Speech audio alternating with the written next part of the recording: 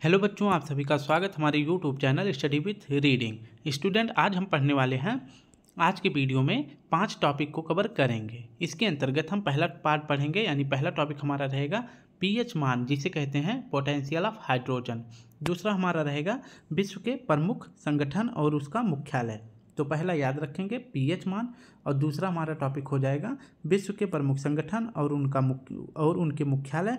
और तीसरा रहेगा विश्व के महत्वपूर्ण कंपनी और उनके संस्थापक। चौथा टॉपिक हमारा रहेगा समाचार पत्र और उसके संस्थापक, चौथा हो जाएगा। और पांचवा टॉपिक सबसे इम्पोर्टेंट रहेगा विटामिन और उसके रासायनिक नाम। तो इस प्रकार से हम 5 टॉपिक को आज कवर करने वाले हैं आज की वीडियो में। तो सबसे पहले हम पढ़ेंगे पीएच मान, फिर पढ़ेंगे हम विश्व के प्रमुख संगठन और उनका मुख्यालय। तीसरा टॉपिक हमारा हो जाएगा महत्वपूर्ण कंपनी और उसके संस्थापक।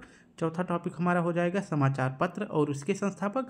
और पांचवा टॉपिक क्या रहेगा, विटामिन और उसके रासायनिक नाम। तो सबसे पहले हम देखते हैं पीएच मान क्या होता है। पीएच का फुल फॉर्म होता है पोटेंशियल ऑफ हाइड्रोजन। इसके अंतर्गत किसी भी वस्तु में या तो मात्रा जो है, किसी भी पोटेंशियल हाइड्रोजन की मात्रा जो है या तो अम्लीय रहेगी या तो क्षारीय रहेगी। तो इसका निर्धारण जो है 14 अंकों से किया जाता है। ठीक है, तो 1 से लेकर 14 अंकों तक इसका पीएच मान का वैल्यू निर्धारित किया जाता है। ठीक है, तो अगर कोई भी वस्तु 1 से लेकर 7 तक रहेगा, ठीक है, तो 1 से लेकर अगर 7 तक रहेगा तो उस वस्तु का मान क्या होगा, अम्लीय होगा। ठीक है, अगर किसी दूसरे वस्तु का मान अगर 7 से लेकर 14 के अंक के बीच में है तो उस वस्तु का पीएच मान क्या होगा, क्षारीय होगा। क्या होगा, क्षारीय होगा। तो ये आपको याद रखना है। अगर 7 से कम रहे तो वस्तु का मान अम्लीय, और 7 से अधिक रहे तो वस्तु का मान क्षारीय। अगर 7 पे रहे तो उसे क्या कहते हैं, उदासीन कहते हैं। ये आपको याद रखना है। तो चलिए देख लेते हैं, क्योंकि 5 टॉपिक को कवर करना है तो इसलिए वीडियो को थोड़ी जल्दी बनाएंगे ताकि आप सभी का समय भी बच सके और आप सभी का रिवीजन भी हो सके। तो सबसे पहले देखते हैं जल का पीएच मान कितना होता है, यानी जल का पोटेंशियल ऑफ हाइड्रोजन कितना होता है। तो जल ना तो अम्लीय है और ना ही क्षारीय है। जल कैसा है, उदासीन है। तो जल का पीएच मान होता है 7। जबकि दूध का पीएच मान कितना होता है, 6.4। नेक्स्ट है आपका सिरके का पीएच मान कितना होता है। तो सिरके का पीएच मान होता है 3। मानव रक्त का पीएच मान कितना होता है, तो 7.4। ऐसे भी क्वेश्चन पूछ सकता है कि मानव रक्त का पीएच मान अम्लीय होता है या क्षारीय। तो 7 से अधिक है, तो मैंने बताया था अगर 7 से अधिक रहे तो क्षारीय और 7 से कम रहे तो अम्लीय। तो मानव रक्त का पीएच मान क्षारीय होता है। ठीक है, नेक्स्ट आपका नींबू के रस का पीएच मान कितना होता है, तो 2.4 होता है। जबकि NaCl का पीएच मान कितना होता है, तो 7 होता है। नेक्स्ट है आपका पीएच पैमाने का पता किसने लगाया था, तो पीएच पैमाने का पता लगाए थे सोरेनसन। इसके बाद अम्लीय घोल का पीएच मान कितना होता है, तो मैंने बताया था अम्लीय घोल का पीएच मान कितना होता है, 7 से कम होता है। नेक्स्ट है आपका उदासीन घोल का पीएच मान कितना होता है, ये भी मैंने बताया था। तो उदासीन होता है 7, यानी कि किसी भी वस्तु का अगर पीएच मान 7 है तो वो कैसा रहेगा, उदासीन रहेगा। 7 से कम अम्लीय, 7 से ज़्यादा क्षारीय। तो शराब का पीएच मान कितना होता है, तो शराब का पीएच मान होता है 3.5। अब आप इसको खुद भी अनुमान लगा सकते हैं कि शराब अम्लीय है या उदासीन या क्षारीय। तो मानव मूत्र का पीएच मान कितना होता है, तो 4.8 से लेकर 8.4 तक होता है। समुद्री जल का पीएच मान कितना होता है, तो 8.1 होता है। आंसू का पीएच मान कितना होता है, तो 7.4 होता है। और आंसू किस प्रकार का अम्ल है, अम्लीय या क्षारीय। तो आपका सही जवाब हो जाएगा आंसू जो है ये क्षारीय होता है। नेक्स्ट आपका मानव रक्त का पीएच मान कितना होता है, तो मानव लार का पीएच मान कितना होता है, तो 6.5 से लेकर 7.5 तक होता है।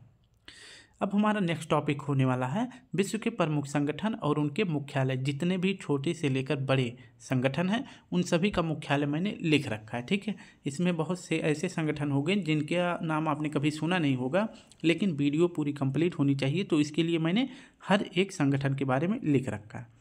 तो सबसे पहले देखते हैं संयुक्त राष्ट्र पर्यावरण कार्यक्रम, यानी यूनाइटेड नेशन एनवायरनमेंट प्रोग्राम का जो है मुख्यालय कहाँ पे है, नैरोबी में है। जबकि संयुक्त राष्ट्र शरणार्थी उच्चायोग का मुख्यालय जिनेवा में है। नेक्स्ट आपका पश्चिमी एशिया आर्थिक आयोग का मुख्यालय बगदाद में है। दक्षिण पूर्व एशियाई राष्ट्रों का संघ जिसे आसियान कहते हैं, इसका मुख्यालय है जकार्ता, जो कि इंडोनेशिया की राजधानी है। नेक्स्ट आपका पेट्रोलियम उत्पादक देशों का संगठन जिसे ओपेक कहते हैं, तो ओपेक का मुख्यालय है वियना जो कि ऑस्ट्रिया की राजधानी है। नेक्स्ट आपका यूरोपीय ऊर्जा आयोग का मुख्यालय जिनेवा में है। अंतर्राष्ट्रीय मुद्रा कोष यानी इंटरनेशनल मॉनेटरी फंड, इसका मुख्यालय कहाँ पे है? वाशिंगटन डीसी में है। नेक्स्ट है आपका एमनेस्टी इंटरनेशनल का मुख्यालय कहाँ पे है? तो एमनेस्टी इंटरनेशनल का मुख्यालय है लंदन में। सार्क का मुख्यालय कहाँ पे है? तो सार्क का मुख्यालय है काठमांडू में जो कि नेपाल की राजधानी है। इंटरपोल का मुख्यालय कहाँ पे है? लियोन्स में है, पेरिस नहीं है।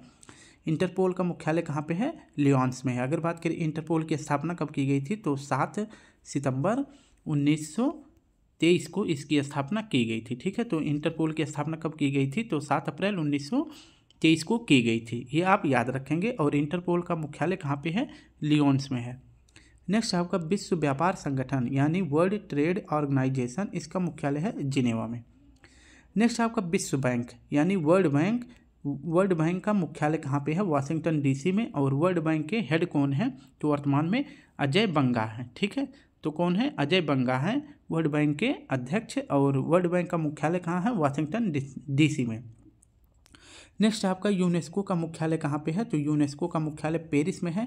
रेड क्रॉस, इसके संस्थापक की बात करें तो हेनरी डुनंट हैं, ये आपको याद रखना है। और रेड क्रॉस के जो मुख्यालय है यह कहाँ पे है? तो जिनेवा में है। नाटो के अब देख लेते हैं नाटो के बारे में। नाटो का जो है फुल फॉर्म होता है North Atlantic Treaty of Organisation, तो यह इसका फुल फॉर्म होता है। और नाटो में अगर पूछे नवीनतम देश कौन सा शामिल हुआ है, यानी 31वें नंबर का नवीनतम देश शामिल हुआ है फिनलैंड। ठीक है, और नाटो का मुख्यालय कहाँ पे है? ब्रुसेल्स में। और ब्रुसेल्स किस देश की राजधानी है? तो बेल्जियम की राजधानी है, ये आपको याद रखना है। नेक्स्ट आपका यूनिसेफ, इसका मुख्यालय यूनिसेफ का मुख्यालय कहाँ पे है? तो यूनिसेफ का मुख्यालय है न्यूयॉर्क में। गेट का मुख्यालय कहाँ पे है? जिनेवा में है। नेक्स्ट देख लेते हैं यूरोपीय संसद का मुख्यालय लग्जमबर्ग में है। राष्ट्रमंडल यानी कॉमनवेल्थ गेम का मुख्यालय कहाँ पे है? तो यह भी लंदन में है। नेक्स्ट है आपका यूरोपियन स्पेस रिसर्च ऑर्गेनाइजेशन, इसका मुख्यालय कहाँ पे है? पेरिस में है। जबकि संयुक्त राष्ट्र व्यापार एवं विकास सम्मेलन, इसका मुख्यालय जिनेवा में है। नेक्स्ट है आपका विश्व वन्यजीव संरक्षण कोष, विश्व वन्यजीव संरक्षण कोष, इसका मुख्यालय ग्लैंड स्विट्जरलैंड में है। अंतर्राष्ट्रीय ओलंपिक कमेटी, इसका मुख्यालय लुसाने में है। ठीक है, तो इंटरनेशनल ओलंपिक कमेटी का मुख्यालय कहाँ पे है? लुसाने में है। नेक्स्ट है आपका वर्ल्ड काउंसिल ऑफ चर्चेज, इसका मुख्यालय जिनेवा में है, ये आप याद रखेंगे। और आर्थिक सहयोग और विकास संगठन, इसका मुख्यालय पेरिस में है। यूनेस्को मुक्त व्यापार संघ, इसका भी मुख्यालय कहाँ पे है? जिनेवा में है। नेक्स्ट देख लेते हैं अंतर्राष्ट्रीय परमाणु ऊर्जा एजेंसी, इसका मुख्यालय कहाँ पे है? तो इसका मुख्यालय वियना में है। यूरोपीय आर्थिक समुदाय, इसका मुख्यालय जिनेवा में है। और एशियाई विकास बैंक यानी एशियन डेवलपमेंट बैंक, इसका मुख्यालय कहाँ पे है? यह भी मनीला में है। नेक्स्ट देख लेते हैं यूरोपियन कॉमन मार्केट, इसका मुख्यालय जिनेवा में है। परस्पर आर्थिक सहायता परिषद, इसका मुख्यालय मॉस्को में है जो कि रूस की राजधानी है। नेक्स्ट है आपका संयुक्त राष्ट्र औद्योगिक विकास संगठन, इसका मुख्यालय कहाँ पे है? वियना में है। नेक्स्ट है आपका topic companies and their founder, यानी कंपनी और उसके संस्थापक कौन है, इसके बारे में देख लेते हैं। तो सैमसंग के संस्थापक कौन है? ली ब्यूंग चुल। और इसकी स्थापना कब की गई थी? तो सैमसंग की स्थापना 1938 में की गई थी। गूगल के संस्थापक कौन है? तो लेरी पेज और सर्फ ब्रिन है। और गूगल की स्थापना 1998 में की गई थी। नेक्स्ट है आपका इंस्टाग्राम के संस्थापक कौन है? केविन सिस्ट्रोम और माइक कर्जर हैं। और इसकी इंस्टाग्राम का स्थापना कब की गया था? तो इंस्टाग्राम का संस्थापक थे केविन सिस्ट्रोम और माइक कर्जर, और इंस्टाग्राम की स्थापना हुई थी 2010 में। नेक्स्ट है आपका माइक्रोसॉफ्ट, इसके संस्थापक थे बिल गेट्स और पॉल एलन। और माइक्रोसॉफ्ट का स्थापना कब हुआ था? तो 1975 में। व्हाट्सएप के संस्थापक कौन है? तो ब्रायन एक्टन और जैन कॉम, और इसकी स्थापना हुई थी 2009 में। नेक्स्ट आपका अमेजॉन के संस्थापक कौन है? जेफ बेजोस, और अमेजॉन की स्थापना हुई थी 1994 में। फ्लिपकार्ट के संस्थापक हैं सचिन बंसल और बिन्नी बंसल, और फ्लिपकार्ट की स्थापना हुई थी 2007 में। नेक्स्ट आपका याहू के संस्थापक कौन है? तो याहू के संस्थापक हैं डेविड फिलो और जेरी यंग, और याहू की स्थापना हुई थी 1994 में। एप्पल के संस्थापक कौन है? स्टीव जॉब्स हैं और एप्पल का स्थापना हुआ था 1976 में। नेक्स्ट है आपका विकिपीडिया, इसके संस्थापक है जिमी वेल्स और 2001 में विकिपीडिया की स्थापना की गई थी। मोटोरोला के संस्थापक कौन है? पॉल और जोसेफ गैबलिन है और मोटोरोला का स्थापना कब हुआ था? तो 1928 में। नेक्स्ट है आपका फेसबुक, फेसबुक के संस्थापक हैं मार्क जुकरबर्ग और इसकी स्थापना हुई थी 2004 में। अलीबाबा के संस्थापक है जैक मा जो है अलीबाबा के संस्थापक हैं और अलीबाबा का स्थापना कब हुआ था? तो 1999 में। नेक्स्ट है आपका नोकिया के संस्थापक कौन है? तो फ्रेडरिक इडेस्टॉम, लियो मैकलिन और एडवर्ड पोलोन। तो ये 3 व्यक्ति नोकिया के संस्थापक थे। नेक्स्ट है आपका रिलायंस के संस्थापक कौन है? तो धीरू भाई अंबानी है और रिलायंस की स्थापना हुई थी 1997 में। ईबे के संस्थापक कौन है? तो पियरी ओमिड यार थे और ईबे की स्थापना हुई थी 1995 में। नेक्स्ट है आपका ट्विटर के संस्थापक कौन थे? तो ट्विटर के संस्थापक थे जैक डॉर्स और ट्विटर की स्थापना कब हुई थी? 2006 में। लेकिन अभी फ़िलहाल जो है ट्विटर का नाम बदल के एक्स कर दिया गया है और इसके वर्तमान में मालिक कौन है? तो एलन मस्क है। नेक्स्ट आपका वॉलमार्ट के संस्थापक कौन है? तो सैम वाल्टन है और वॉलमार्ट का स्थापना कब हुआ था? तो 1962 में। यूट्यूब के संस्थापक हैं चाड हर्ले, स्टीव चैन और जावेद करीम और यूट्यूब की स्थापना हुई थी 2005 में। नेक्स्ट है आपका स्काई पे के संस्थापक कौन है? तो स्काई पे के संस्थापक हैं निकलस जेनस्टॉर्म और जेनस फ्रीस। ये स्काई पे के संस्थापक हैं और स्काई पे का स्थापना कब हुआ था? तो 2003 में। टेस्ला के संस्थापक कौन है? एलन मस्क हैं और टेस्ला का स्थापना कब किया गया था? 2003 में। नेक्स्ट है आपका इंटेल के संस्थापक कौन है? तो गॉर्डन मूरे हैं और इंटेल की स्थापना हुई थी 1968 में। नेक्स्ट देख लेते हैं शाओमी, तो शाओमी के संस्थापक हैं ली जून और इसकी स्थापना की गई थी 2010 में। और पेटीएम के संस्थापक कौन है? तो विजय शेखर शर्मा है और पेटीएम की स्थापना की गई थी 2010 में। ये आपको याद रखना है। अब नेक्स्ट टॉपिक देख लेते हैं अपना समाचार पत्र और उसके संस्थापक। तो सबसे पहले देखेंगे बंगाल गजट, यह कब आया था? तो हम सन नहीं पढ़ेंगे क्योंकि सन आप देख सकते हैं कि किस सन में इसको प्रकाशित किया गया था। सिर्फ पढ़ेंगे समाचार पत्र और उसके संस्थापक के बारे में, ठीक है। और उसके बाद आप देख सकते हैं कि जैसे बंगाल गजट का प्रकाशित हुआ था तो 1780 में और कहाँ से होता था? तो कलकत्ता से होता था, ठीक है। तो ये 2 पॉइंट आपको खुद से याद रखना है। हम देखेंगे कि बंगाल गजट के संस्थापक कौन है? तो जेम्स ऑगस्टस हिक्की हैं, ये आपको याद रखना है। समाचार दर्पण, इसके संस्थापक कौन हैं? जेसी मॉर्समैन है। नेक्स्ट है हमारा हिंदू पैट्रियट, इसके संस्थापक कौन हैं? तो गिरीश चंद्र घोष हैं।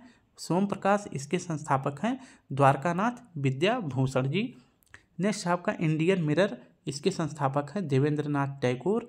अमृत बाजार पत्रिका और इसके संस्थापक हैं मोतीलाल और शिशिर घोष, इसको आप याद रखेंगे। नेक्स्ट है आपका द हिंदू, इसके संस्थापक हैं वीर राघवाचारी। नेक्स्ट है आपका केसरी जो है यह किसकी पत्रिका है?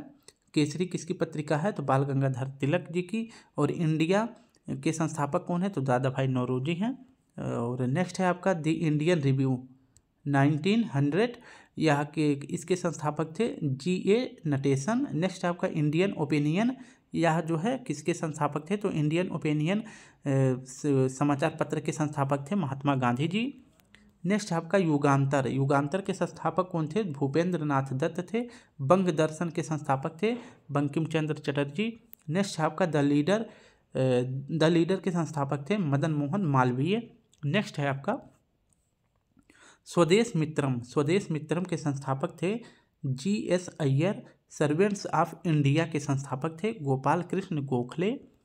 इंडिपेंडेंस के संस्थापक थे मोतीलाल नेहरू, जबकि नवजीवन के संस्थापक थे महात्मा गांधी। यंग इंडिया के संस्थापक थे महात्मा गांधी, ये आपको याद रखना है, ठीक है। तो यंग इंडिया के संस्थापक कौन थे? महात्मा गांधी थे। हिंदुस्तान टाइम्स के संस्थापक थे K.M. पडिक्कर। नेक्स्ट है आपका हरिजन के संस्थापक कौन थे? तो महात्मा गांधी थे। तो ये कुछ महत्वपूर्ण आपको याद रखना है। अब हम नेक्स्ट और आज का लास्ट टॉपिक देख लेते हैं विटामिन तथा उनके रासायनिक नाम। तो आपको याद रखना है, ठीक है। तो सबसे पहले हम देखेंगे विटामिन ए के बारे में। विटामिन ए के बारे में जिसका रासायनिक नाम क्या है? तो विटामिन ए का रासायनिक नाम है रेटिनॉल। और विटामिन ए की कमी से कौन सा रोग होता है? रतौंधी होता है। और विटामिन ए की कमी को दूर करने के लिए हमें किस चीज़ का प्रयोग करना चाहिए, तो गाजर, दूध, अंडा, फल, ये आपको याद रखना है।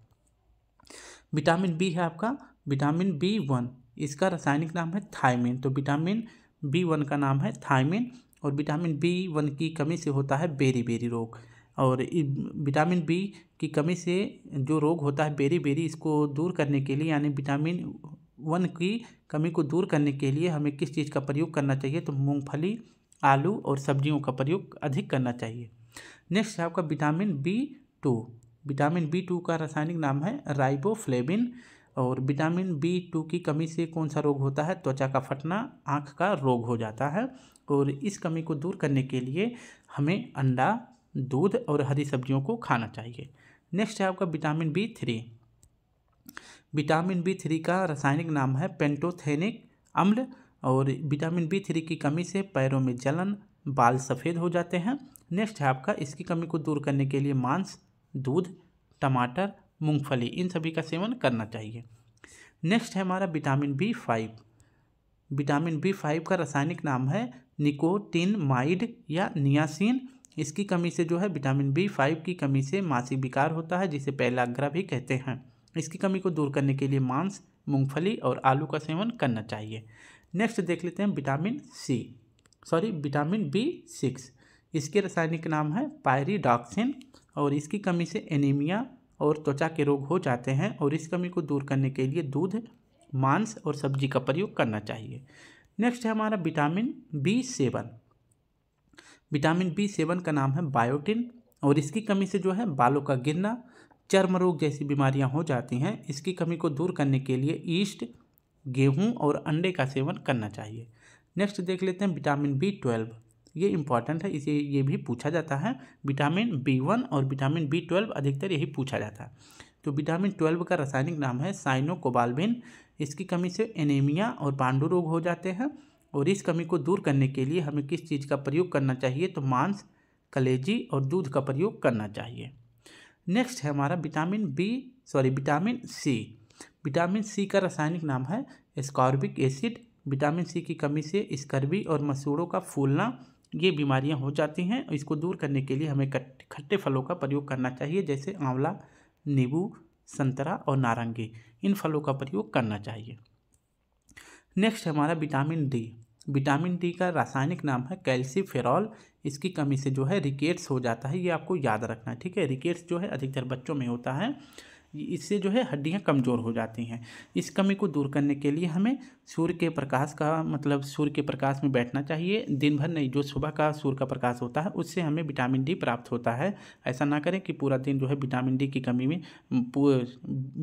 की कमी को पूरी करने के लिए पूरा दिन सूर्य के प्रकाश में बैठा रहे, ये गलत है। सिर्फ सुबह के प्रकाश में जो है विटामिन D पाया जाता है, और दूध और अंडे में भी विटामिन D पाया जाता है। नेक्स्ट आपका विटामिन E।